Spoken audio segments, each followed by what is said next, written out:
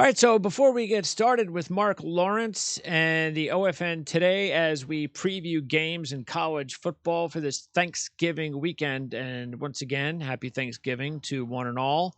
What I'm going to do now is quickly go over our NFL picks. Ryan Dunleavy and I usually do our NFL picks pretty much at this time of the week, usually a little bit later, but with the holiday weekend, I'm giving Ryan the week off.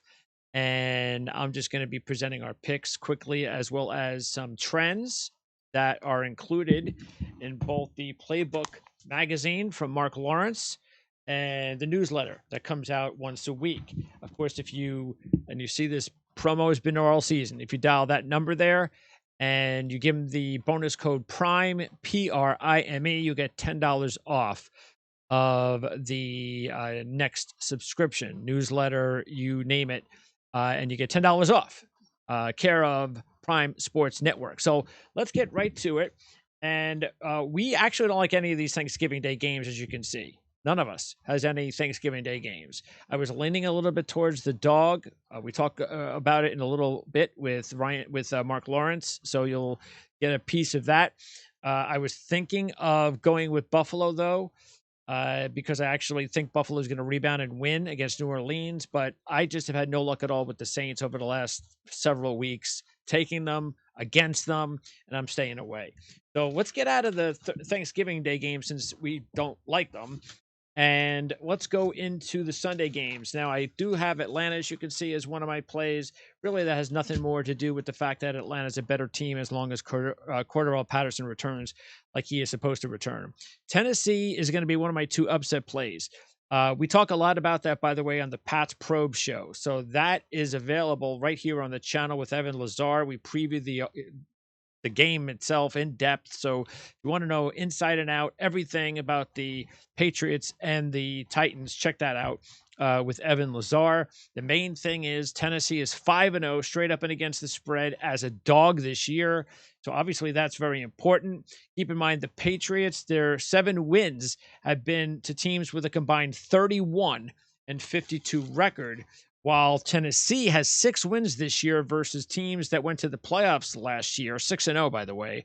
And that does not include the Arizona Cardinals win, and Arizona 9-2 on the season. And by the way, 2 of those wins came against the Saints and the Rams without Derrick Henry. The other game that is one of our upsets actually is going to be one of my upsets and Ryan's upsets. We both like Cleveland in this spot. I just don't, tell you the truth, I don't know what to expect from Baker Mayfield. That is definitely an issue. But I'm going to roll the dice in this 1 week here and especially it looks like Kareem Hunt's back. With Chubb, with Hunt, that's the big deal. I'm also just going to roll the dice that Baker Mayfield's shoulder is okay and not as bad as it just seems like every time the Browns have a bad game, something's wrong with the shoulder. When they have a good game like the Bengal blowout, nobody says anything. So I don't know what to expect. All I know is when Chubb and Hunter are playing in the same game, that's when the Browns are at their best. Here are some trends to consider. Baker Mayfield is 4-2 straight up, 5-1 against the spread as a dog of 7 points or less versus a division opponent with a better record. And then flip that to Lamar Jackson. Is 2-6 against the spread at home versus division opponents.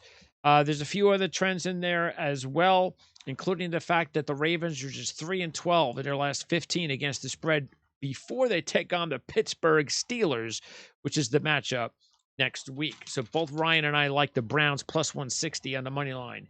The other game that I like in the upset category is Tennessee, as I just mentioned. Now, let's talk about my 5-star, and that is Minnesota. This should come as no surprise because I've talked about this all season.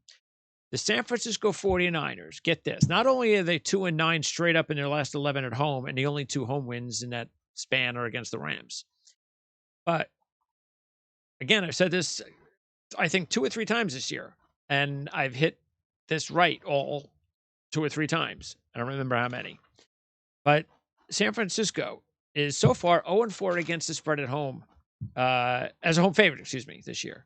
0-4 against the spread as a home favorite this year. Overall, they are 0-9 against the spread as a home favorite, okay? Dating back in the last 9. They are 0-13 against the spread as a home favorite under Kyle Shanahan when you remove the 2019 Super Bowl season, when everything went perfectly and they had a Super Bowl team, which they do not this season. You remove that year, 0-13 against the spread as a home favorite. Okay, it's worked for me several times. I'm just going to keep going at it until I get pie in my face, but I'll stick with it once more. Also, because I just think right now Minnesota is a better team. Kirk Cousins is having a better season than people want to give him credit for. Dalvin Cook is back to being healthy. They had the huge win over the Packers last week. This is a big game as far as playoff aspirations for both Minnesota and San Francisco. I'm taking Minnesota and the 3 as my top 5-star. Now, Ryan's 5-star is actually my 3-star, and it really hates me to pick this, as you probably know, because I like the Bengals, and I've picked the Bengals to make the postseason, and I think they have a shot to win the division. That happens, they probably have to win this football game. I just don't like the spread. I'm shocked that the spread went up to 4.5. I really am surprised about that. You can also get plus 175 in the money line for the Steelers. Steelers proved once again last week, even without TJ Watt, that they can cover these types of games when you're giving them points as a dog. Big Ben, 14-5 against the spread as a dog in division games. Pittsburgh has covered 7 of the last 8 when they're a division road dog. Cincinnati, 3-7 in their last 10 as a division home favorite. Don't forget the last time they were in this spot, they got beat up by the Cleveland Browns. Cincinnati has already beaten Pittsburgh this year. Sweeping Pittsburgh? Okay, we'll see. I think Pittsburgh is like 19-5 in the last 24 against Cincinnati, something like that. Cincinnati 0-2 as a home favorite this year against the spread. So obviously that's not good either. And this is only the 3rd spot. Again, something they're just not very used to. By the way, Cincinnati is going to be playing 5 of the last 7 at home. So I still believe that they have a really good shot to get the Chargers and the Niners at home next. That even if they lose to Pittsburgh, they're still a playoff team. But whether they can win this division, I think they win this game, and they're looking real good at that possibility. But we'll see what happens with Cleveland and Baltimore. So again, 5-star for Ryan, 3-star for me. Once again, another game that should be of no surprise that I'm taking is Indianapolis. The Colts, and I backed the Colts the last couple of years. Injuries have kind of been their downfall a little bit. Obviously, the quarterback situation last year. But this year, Carson Wentz has been healthy. And I have been his biggest defender. I have him on my dynasty. Actually, I have him on both of my teams, my fantasy teams, including the dynasty team that we partner with RotoWire. I just don't understand the people trashing Carson Wentz. He has one bad game and everybody trashes him. He's having a very good season. The balance with the running game is fantastic. The offensive line is back to being healthy. That's huge. They have had I believe the Colts have not had a regulation loss since week 3 against Tennessee. They've had 2 losses in that span, both overtime. Okay, that's how good the Colts are playing right now. They've won 3 straight and 5 out of 6. Here's a Super Bowl trend that works in the Colts' favor. Defending Super Bowl champs are just 2-6 straight up, 1-7 against the spread since 2009, off a straight up against the spread Monday Night Football win when they go to face an opponent that has a winning percentage of 4-4-4 or better. Obviously, the Colts are in that spot. And Tampa Bay is just 2-3 straight up, 0-5 against the spread on the road this year. So I'm taking the Colts as my 4-star, getting 3. And the final top pick, actually 2 picks that Ryan is going with. He's taking Houston minus the 3 against the Jets. I think he goes against the Jets every week, and if you do, you're going to make a lot of money. And Zach Wilson, by the way, back for the Jets. That's probably another good reason to go with Houston. And Carolina is his 3-star pick against Miami. They've covered 4 straight before a bye. And by the way, the Miami Dolphins will not be on the road again until December 27th when they travel to face the New Orleans Saints. And no additional picks for Ryan. I also have Carolina, by the way. And the other 2 games I've got Philadelphia, the Red Hot Eagles against the New York Giants. The Eagles have won 2 straight and 3 out of 4. They've covered 8 straight as favorites of less than 7 after they score 35 points. And by the way, 5 of their last 6 games were against division opponents. And then the other game I like is Seattle. Russell Wilson on Monday Night Football is Monday Night Football, the combination of that and an East Coast time zone game is why I'm taking Seattle. Russell Wilson is 13-1 straight up, 10-2 against the spread in the last 14 Eastern time zone games, including 1-0 this year when Seattle won week 1 against the Colts on the road. Seattle is 16-3 against the spread in their last 19 off a straight up favored loss when they take on a team with a winning percentage less than 600. Pete Carroll is 14-2 against the spread all time off back-to-back straight-up losses. He's 2-0 this year. And he's also 9-0 against the spread all time when the team has a losing record and they're taking on an opponent off a straight-up dog win, like Washington is in this spot after upsetting Carolina last week. Also, Russell Wilson, 17-4 straight up all time against the NFC East. And the Washington team has dropped 8 straight Monday Night Football covers. So that's it. We're going to get out of here. Let you enjoy the show with Marc Lawrence. Happy Thanksgiving to everybody. And we'll see you all after the break.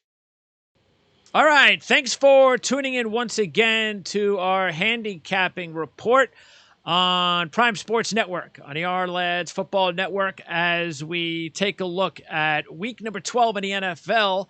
Not going to talk a lot about the games, but we will talk a little bit about Thanksgiving Day historical trends that might help you out for the 3 games coming up tomorrow. We're recording the show on Wednesday, but we're going to get in-depth on college football week 13, which also, by the way, really does get going late on Thanksgiving Day night with the Egg Bowl, Mississippi State and Mississippi. Let's welcome in Marc Lawrence from PlaybookSports.com. How's it going, Marc? Happy Thanksgiving. Oh, happy Thanksgiving to you and yours, Greg, and everybody out there watching. I hope that your Thanksgiving is filled with family, food, and happiness, and most important of all, some football winners. Oh yeah, that's boy, it could make your evenings a little bit better after a nice big meal. So, yes, it will. Yeah, and speaking of the NFL.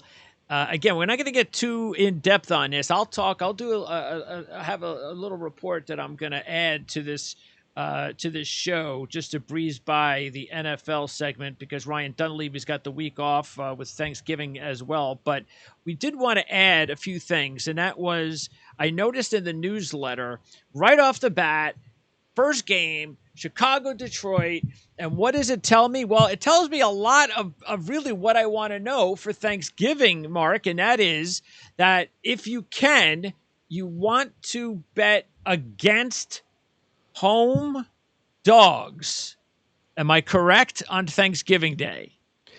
Yeah, primarily what happens on Thanksgiving Day, Greg, is it's pretty much to the favorite and pretty much anti-home dog day. But it depends upon who those home dogs happen to be. If they're losing teams, they just get creamed, a la the Detroit Lions. If they're winning teams, it's another case. They eke out a profit. So it depends upon who that play is that you're looking to do. And we don't have any winning teams on Thanksgiving Day today, on Thursday this year. Well, the New Orleans Saints are knocking on that door. They're not a losing team, okay? True, yes. And they will be a home underdog, unlike the Detroit Lions, who their last 13 games as a Thanksgiving Day home dog have lost 13 times in a row and covered the spread only once. So a lot of those numbers come from the Detroit Lions, if you get my drift. That's true, yeah. Well, I mean, and I will say I do like Buffalo, though. But you don't know what's going on with the Bills lately. It's just very strange how they're playing. I think one of the main reasons is that until they decide at some point to run the football a little bit. I mean, what is this? The run and gun, the Houston Cougars back in the, 80s, 90s? I forget when that was, because that's what they look like to me. Like, I just don't understand why they think they cannot have a balanced attack in today's NFL and be successful. Well, sometimes coaches become infatuated with success, and especially if that quarterback is the key reason for that success, and that's been the case with Buffalo and Josh Allen. But you need to adapt in this league, and you need to be, like you say, a better, well-balanced, rounded football team. You can't live and die by one method of attack alone, and Buffalo's paying that price right now. Now, the question is, do they have enough in a rushing attack to be able to balance something out like that? That remains to be seen. No, Yeah. we haven't seen it. We haven't seen it. And I'm a little bit surprised because Sean McDermott's a pretty smart head coach. And I see this getting past him right now, and it's probably not the right thing for the amount of talent that he has in this football team here. So, for me personally, I'm going to let Buffalo go until they prove that they can be a better balanced football team because their defense is what it's all about. They still got that very good defense, Yeah. but it's this offense that's coming apart the threads as we speak. Yeah, they're still a very talented team. They could still wind up in the Super Bowl. They could still wind up winning the Super Bowl, but everything has to be lining up perfectly with their defense and their offense and the matchups. Because I don't know, winning a Super Bowl without any semblance of a running game is just something that doesn't happen very often, if at all. Okay. Let's now turn our attention to college football and the playoff update, the playoff rankings now.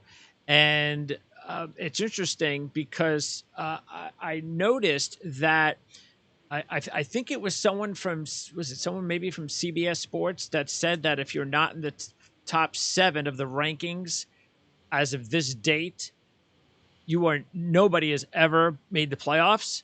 And those top 7 are Georgia, Ohio State, Alabama, Cincinnati is the top 4, Michigan, Notre Dame, Oklahoma State rounding out the top 7. And Notre Dame is still there. Look, even if Ohio State and Alabama lose, I'm sorry, you cannot leapfrog Notre Dame over either one of those teams. You can't do it. Well, I got to tell you something. It will happen. Oh no, It it will can't. happen. Okay. It's precedence, Greg, and there's never been a two-loss team as we know in the college football playoff, and the loss would come at the wrong time of the season against the wrong opponent, meaning a quality opponent. If Ohio State loses to Michigan or loses to Wisconsin in the Big Ten championship, that's no good. If Alabama loses to Auburn this weekend or Georgia in the Southeast Conference Championship, that's no good. But if somebody else in that 5, 6, or 7 seed, that position, goes on the season-ending run, there's going to be a lot of controversy, believe me, and I'm with you. I hope it's not Notre Dame.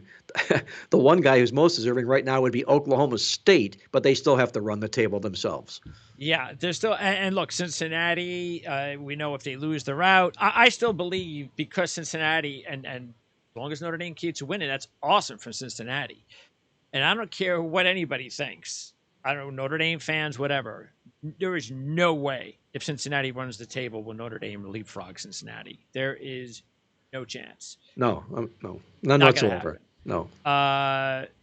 But Cincinnati's got 2 more games. And East Carolina game is not going to be easy either. That's coming up this week. And then the championship game. So, look, as a fan, you kind of hope they get there. It would be great to see one of the little boys actually go up against the big boys. But, the pressure's going to be on. But we both agreed about Cincinnati last week. We loved Cincinnati last week as a 10-point home favorite when the odds started to come down at home against a team like SMU, and they just blew out and annihilated them. But East Carolina is on a heck of a run right now. I actually think East Carolina's got a chance, especially if it's in the second half. It's a close game. If it's the early fourth quarter, and all of a sudden Cincinnati starts feeling the pressure. Well, this is exactly where the pressure mounts and is at its peak. We call it as the noose tightens, and this is the week that the noose gets really, really tight for these undefeated road favorites in the final game of the football season. We've got 3 of them, by the way, on the card this weekend. You've got Cincinnati in that role, you've got Georgia in that role, and you've got UTSA in that role. So let's see how many of these 3 come back with more cash than they lose. I'm venturing to say they'll lose more than they win, those 3 road favorites. Yeah, and we'll get into all of that as we run through. But you tell me, who do you think? What's your guess? If you had to predict the Final Four making the playoffs, who would it be? I would say, will Georgia make it? Yes, I think Cincinnati can be tripped up. Okay, Okay. Whether it's this week or in the conference, yeah, in the conference championship game, and if that were to come to fruition, okay, then it's going to open it up for a Big 12 team. Remember, if Oklahoma knocks off Oklahoma State, they're in the championship game. And if Oklahoma State wins it or Oklahoma wins a championship game, there's a case to be made for a Big 12 champion, okay, with 1 loss, especially obviously if Cincinnati loses as well. But right now, I would make that Final Four the top 3 teams along with Oklahoma. Wow, Oklahoma. Okay, so you're going to ride the Sooners to beat Oklahoma State this weekend, Beat uh, them again. and then beat them again. Wow. Okay. So interesting. We'll see if that happens. I am going to definitely say Georgia, Ohio State at the top two. Alabama's going to lose to Georgia, so I believe that could knock them out. Look, if I stick with Cincinnati, just because I'd love to see it, Georgia, Ohio State, Oklahoma State, and Cincinnati. I know that the networks would love seeing Oklahoma State and Cincinnati in there. It'll be a dream ratings bonanza. But as long as Georgia and Ohio State play for the national championship, that'll be a good consolation. So, One thought in that regard, Greg, that is if indeed Alabama makes the college football playoff, that means they will beat Georgia in the Southeast Conference championship game. yes, Okay, which is I don't so think they will, but yes, correct. Yeah, right. So in that case, theoretically, in theory, we could have every team in the college football playoff with no undefeated teams. that's right. Right. Unless Cincinnati holds on. Wouldn't that be nice if they were the only undefeated Yeah, team? that would be nice. That would be nice. How about if Cincinnati played Ohio State In the first round, in the first round? How about that? I'd like that would that. what Luke they should do Fickell against Ohio what State. they should do then is move the game to the stadium where the Cleveland Browns play, okay? Yeah. And let everybody in Ohio take advantage of that, but that's not Yeah. going to happen. That's No, just a pipe it dream. won't. Yeah. Okay, so let's now take a look at each conference. Let's break it all down. And of course, we start in the SEC again. The Egg Bowl is Thursday night. And that's always a very fun game. I'm glad. I think they took it off like one Thanksgiving a couple of years ago, if I can remember. And I was like, why'd they do that? Come on. Matter of fact, didn't they used to have Texas A&M used to play a lot? They did back when they were in the same conference and they Yeah. were rivals, right? Exactly. But it's to remove the Egg Bowl, this is still a pretty good rivalry. And this year we've got two really pretty good football teams. Yeah, and Corral, who could be a first-round draft pick at quarterback. So this hot Mississippi State, it's a good matchup. Very, Yes, it is. really hasn't been a good matchup for a while. So that's a pretty good matchup. Also, how about this? Is actually going to be a 5-star pick for me in the SEC. It's an SEC. There's a lot of SEC ACC games this week. And I'm taking Florida State as one of my 5-star picks. I just love the way they're ending their season. They almost beat Clemson. They've been knocking off teams on the road, including the win against North Carolina not too long ago. They had the win last week against Boston College. They just beat Miami at home. And with Mullen out, it's just a disaster at Florida. I don't think those guys don't know what's going on. And I know both teams need to win to go bowling, but I don't think Florida players want to go bowling. I think they just want to bury their heads and leave. And I think Florida State's a wise choice this week. I think they're the right side of the football game as well. The only thing I'm concerned about is whether or not for Florida this would be a win-one for the Gippert type situation because all the players in this team were recruited by Dan Mullen. And they were probably as stunned or more stunned than Dan Mullen was when he received the pink slip during the season. So that remains to be seen whether or not what approach the players are going to have in this football game. But bottom line, when this all comes to fruition here, I think Florida State is the team with the momentum. Florida is a team going down. I think they pass opposite ends of the ladder, and Florida State wins and gets their bowl. Yeah, it's like maybe if you're Florida State, you should. Hey, by the way, I know you love Mullen, you want to play for him, but keep in mind if you go to a bowl, guess where all the money goes to? Yeah, huh? It goes to the guys that fired him. Yeah. What do you think about that? Yeah, huh? That's what I would say. Okay, another one of my 5 stars is in the SEC this week. I'm going to go with Ed Orgeron's last game at home against with the LSU against Texas A&M. And see, that's why I love these final games of the season, because you get this kind of stuff you can get. Because like you just said, maybe Florida plays for the coach, but we're not sure. We know LSU is playing for Ed Orgeron on Saturday, especially because this is an opportunity for LSU to go to a bowl and play another game with Ed Orgeron. So I love LSU. That's why I'm taking the 7 as one of my 5 stars. There's a nice stat inside this game, and I like LSU with you too because I think they're going to play for the Gipper here as well. A&M can do nothing. They can't go up. They can't go down in the SEC standings. The question is, what bowl game are they going to end up falling into? As far as LSU is concerned here, don't discount what they've done thus far this year. Look at their record at home, okay? They're 4-2 at home, uh, straight up, and they've won the yards in 4 of those 6 football games. They played very, very well in the pit at LSU in football games this football season here. I think they come with everything they got, and I'm with you. I think they take Texas A&M out, and they'll hoist Ed Ogeron on his shoulders before they have a chance to do that again in a bowl game. Yeah.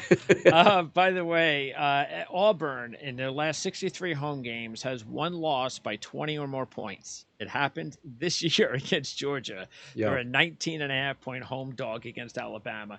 I'm taking Auburn in that game. Just for that reason, and because I just don't. There's some things about this Alabama team this season that I just, like early fourth quarter against Tennessee, it's close. Arkansas was close, and they didn't get that miraculous catch in the end zone. Arkansas is going to possibly take the ball with a chance. There's a lot of games that Alabama has played this season that they could have lost more than once. So I think they're vulnerable. I can see Auburn covering 3 touchdowns. So. Well, remember, this is a highly, highly heated rivalry, the Iron Bowl. I mean, these two teams do not like one another. And it's never mattered how good or bad Auburn was. Nope. They came with everything they have against Alabama, and they'll do just that here in this game as well. This is not an Alabama team that's anywhere close to what they were last year. They're just happy to be in the college football playoff talk. I'm with you. I'm grabbing the points with Auburn in this fierce rivalry game. And Auburn's won the last 2 at home. Yes, they have. Alabama. By the way, Adrian Martinez out for Nebraska when they take on Iowa, if anybody cares, because in the newsletter, it does talk about Nebraska being a favorite by 3, so just keep that in mind. Adrian Martinez is out, and I know you put a late disclaimer in the newsletter, but the odds then changed. So yes, Iowa is what, a 1-point favorite now? Yeah, Iowa goes favored 1.5 in here right now, and that holds up to that theory of next man up, rally around the backup here in a football game like this. So I still like Nebraska in this football game. Okay, interesting. Also in the Big Ten, there's a couple other really huge games. And, of course, the big one, Ohio State and Michigan. And I know, as usual, there are a ton of historical trends going against Michigan, but I've been saying it all year. I think this is a different Michigan team. And if you're going to change the culture of the program at some point, and that means a lot of these stats are going to change into positive, and a lot of them, well, some of them have already started to change in Michigan's direction, which is why I'm going to take them to cover the 8. I'm not going to take them to win, but I'm going to say that this is going to be the beginning of them moving the trends back favorably in their direction like they've done for most of the games this season. I think this is going to be a very good football game. I think it's going to be a heck of a football game here. This is a very worthy Michigan football team this year. And I'll say this about this point spread line. In our weekly newsletter, we use power ratings from Kenny White Sports. Kenny White was a longtime odds maker in Las Vegas, and he does a great job putting his power ratings together. And his power ratings are almost always spot on to the line. If you look at his power rating numbers in this football game, it nets out to Ohio State -1. Okay? Wow. Yes, it does. So that being the case, there's a lot of love put into this line for Ohio State for a lot of what they've done here of late because they're rolling. They're cruising right now, okay? And the Michigan factor of can they step up? Can they get this job done here? But I am not going to step in front of Ohio State when they're peaking right now. And I just know that if I were to hop on board the Jim Harbaugh merry-go-round here, I would look for, at some case in point, when is this choke going to happen here? At some time in this football game, it's likely to happen here. I'm going to stay out of the game, lean to Ohio State for history and the fact that Jim Harbaugh has to prove it to me before I'll jump on him in a game like this. Hey, completely understood. And let's say this. If this was at Ohio State, I think Michigan would have really no chance. I just don't think they could even get into that game. But the fact that they're at home, I think they have a chance. Ohio State went on the road just 2 weeks ago, and it was a tough game in Nebraska. And they also played a tough game against Minnesota. At Minnesota, week 1, Minnesota hosts Wisconsin for a chance to play in the Big Ten championship game. Minnesota's chances are pretty slim, but Wisconsin, you win, you're in. And I like Wisconsin. They've won 16 out of 17 in this series, and they've also won 8 straight at Minnesota. The road team has covered 7 straight in the series. Wisconsin is one of my favorite picks of the week, -7. It's hard to dispute that because Wisconsin They've been an up and down football team here. They started out a little bit rugged. They played pretty decent, got off, and looks like they could be back on track here again, just in time for what would be their appearance in an annual appearance almost in the Big Ten championship game here. Minnesota's been a real spotty football team. PJ Fleck, just about when you think you know what he's going to do, he doesn't. And that could be the case here as well. I'm with you. I like Wisconsin in this football game. I think pedigree wins out in games like this when there's something on the line, and there is something on the line for Wisconsin. I like the Badgers minus the points here. Okay. Also in the ACC, Wake Forest, you win, you in. But after the way they looked last week, I don't have a good feeling about this game. I actually think Boston College might pull out the upset over Wake Forest. I would not be at all surprised to see that happen. We talked about Phil Jurkovich being back for Boston College. They lost last week, but this kid is going to be playing Sundays in the National Football League, and he's going to be a real good NFL football quarterback. For him to go out in his final home game of the season here, I'm sure he'll want to do it in style. And Wake is one of these football teams that had their way all season long. Then that bubble burst. Now suddenly they're in a must-win type situation. And when you must win, you must not be that good. I'm going to play with Boston College in the game here for the upset with you as well. Here's the thing, though. I'm a Wake Forest player. Just like I said with Florida State, I'm going, hey, guys, you realize if you beat us, who's going to play in the ACC championship game? Clemson. Is that what you want? Do you want just if we win, Clemson's out? I don't know. So we'll see.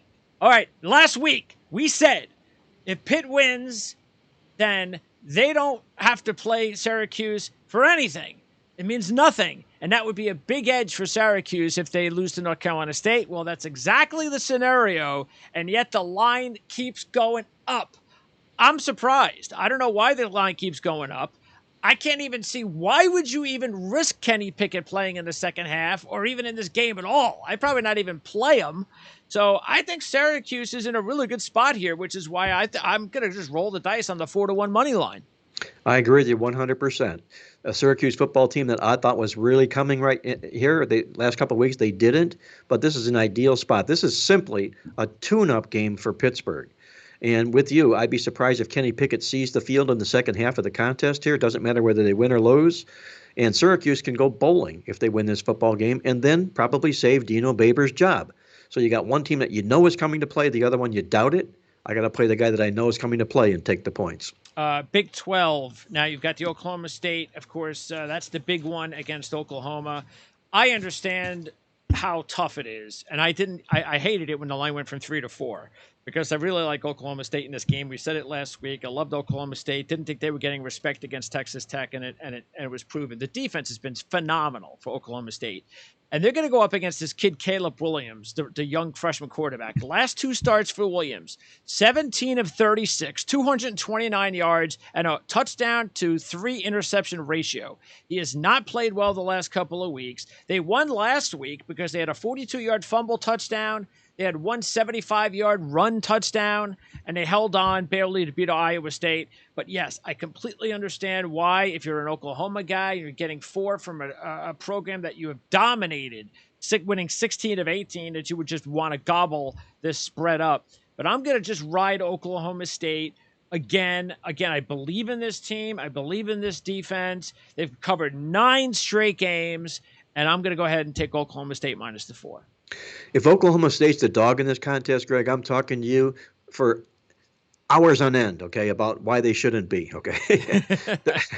their numbers 5-star. They're clearly superior, okay, especially defensively in this football game.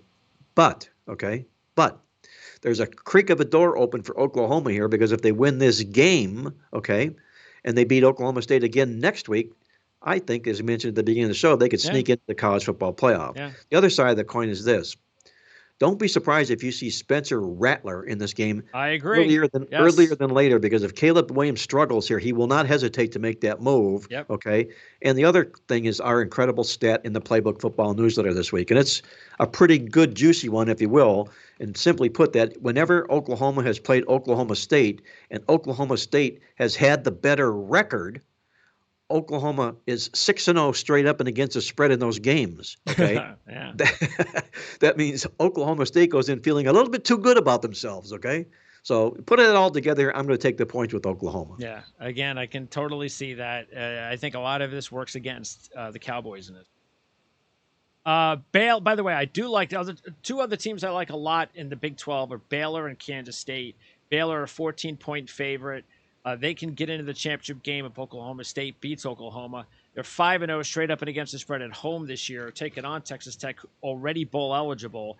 And Kansas State against Texas. They've lost 4 straight to Texas. They lost last year 69-31. Oklahoma 0-6 straight up and against the spread in their last 6 since that Oklahoma loss, which obviously just destroyed their season. Those are a couple other games I like a lot in the Big 12. I used Kansas State for a big play last week, and it let me down. They lost. Okay, they were on a roll. They'd won and covered 4 games in a row, all since the return of Skylar Thompson. They scored 10 points at home against Baylor last week and held Baylor to 20 points. If you'd have told me going into the game Baylor was going to score 20 points, I'd have made him an even bigger game what I had for Kansas State. Their offense just didn't click. It disappeared. I don't know what happened to the Kansas State offense, but the key factor is Skylar Thompson got hurt late in the game, and they carted him off on the field. He will not play in this football game. So what do we have here? We got that old rally around the backup again, only this backup has started games this year when Skylar Thompson has been out. Yes. So, it's not going to they're going to be in new waters or anything at all. This is purely a play against Texas, who is reeling and going as bad as any football team can do that. They're second-guessing themselves. They're so squeamish, they jump at their own shadow right now. I mean, I don't give them any chance at all of winning this football game. If they do, it'll be a total surprise to me. I like Kansas State with you. Texas lost to Kansas. Yes, they did. Enough said. Yeah. Pac-12, Washington State, Washington, the Apple Cup. So if Washington State can win this game against Washington, then they need Oregon State to beat Oregon for a chance for Washington State to end up in the championship game against Utah. But if Washington beats Washington State on Friday, then the Oregon State Civil War is for all the marbles in the Pac-12. What is it? The North, I believe it is. But just like Oklahoma State, Washington State is in a precarious position of being the favorite against the big brothers who usually dominate the series. I don't like that. I don't like when you're favored in a game where there's a big prize at the end of the Cracker Jack box if you accomplish the mission. And accomplishing the mission here would be as a favorite. Washington State has done a lot of good things this year, more of them mostly since Nick Rolovich was let go. But they're also doing it as a surprise. They're catching teams by surprise. It won't be a surprise catching Washington in this football game. Number one, they're going to get Washington's attention. And number two, they're favored in the football game here. I like Washington in this football game. I know they fired Jimmy Lake, their head coach. They just might want to say, hey, let's win one for Jimmy in this football game here as well. I think Washington State puts the pressure all on them. I'll take the points with the Huskies, and I think they'll win this game straight up on the money line as well. And it would be great theater if that happened for the big Civil War matchup. And I like Oregon State. It's one of my top plays. They're getting 7. I'm going to say that this is going to go down to the wire. Oregon, we've talked about it before. They've kind of struggled a little bit at home this year. Won, but not covered as much. Oregon State, meanwhile, 6-1 against the spread their last 7 as Pac-12 dogs are 7 or more. So, like I said, I like Oregon State to cover this game.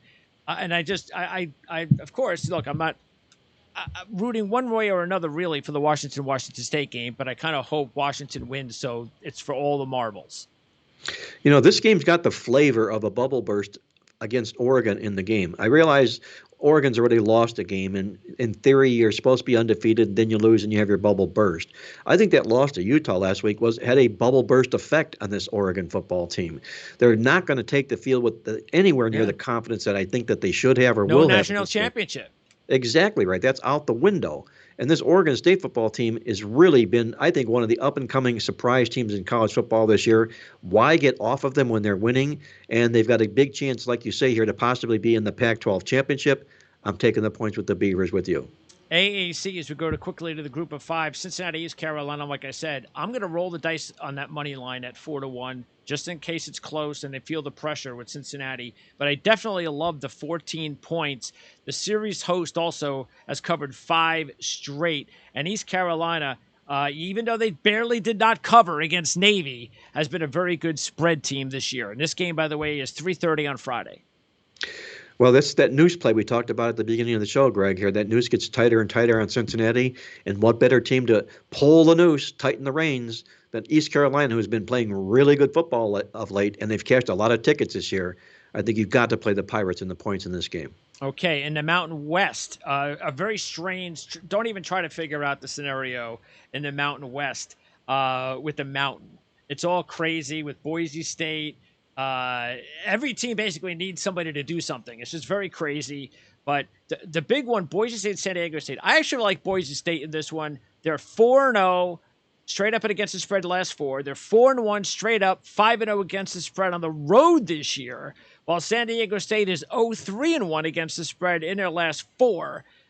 So I'm going to go ahead. By the way, if San Diego State wins, they win the West. If they lose, then Fresno State will win the West as long as Fresno State beats San Jose State on Thursday.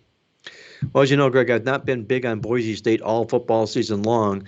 San Diego State had a real good run until they had their bubble burst as well, but they're in a position where they win this football game. There's a reward for them at the end. I'm going to back the Aztecs in this contest. Also, Sun Belt, we're just waiting for that Appalachian State Lafayette game, which is going to be a good one.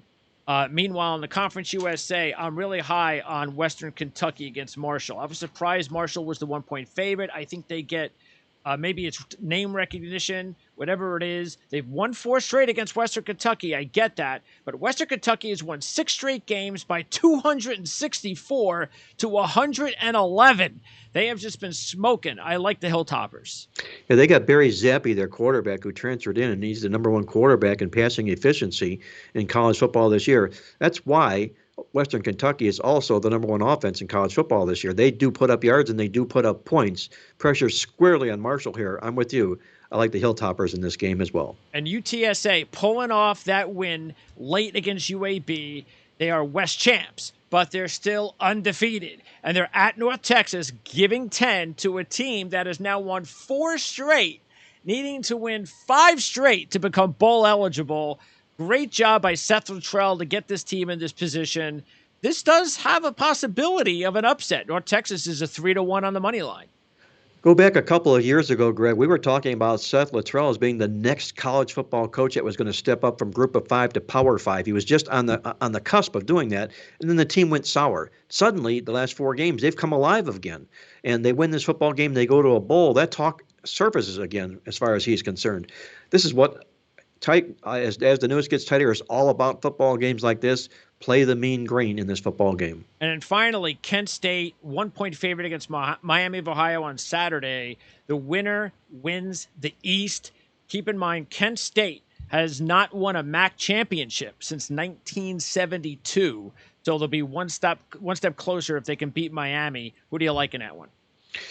Well, in 1972, I'm going to try to think what the #1 song in the country was back then. It's been quite a while for Kent State here. But I think the pressure's on Kent State in this football game. Miami's been here before and done that. They played in the MAC championship game 2 years ago. They want to get back there again this year. I'm going to play Miami in this football game as well. Mark, college basketball, that is something I know that we're going to talk a lot of once the calendar turns into 2022, but that also means there's a lot going on behind the scenes at playbooksports.com. There sure is, Greg. We're winding up the football seasons. You know, college football, we'll be publishing our college football bowl report before you know it. In a couple of weeks, the matchup will be made. We'll be talking all about that, the National Football League stretch, drive, run, and getting ready for basketball. All available in our publications online at playbooksports.com. Mark, I appreciate it as always. Again, happy Thanksgiving to you and yours. Enjoy. Don't choke on any bones or anything like that. And we'll talk to you again next week when we talk championship weekend in college football. Thank you so much, Greg. Have a good Thanksgiving. You too. And Thanksgiving to everybody.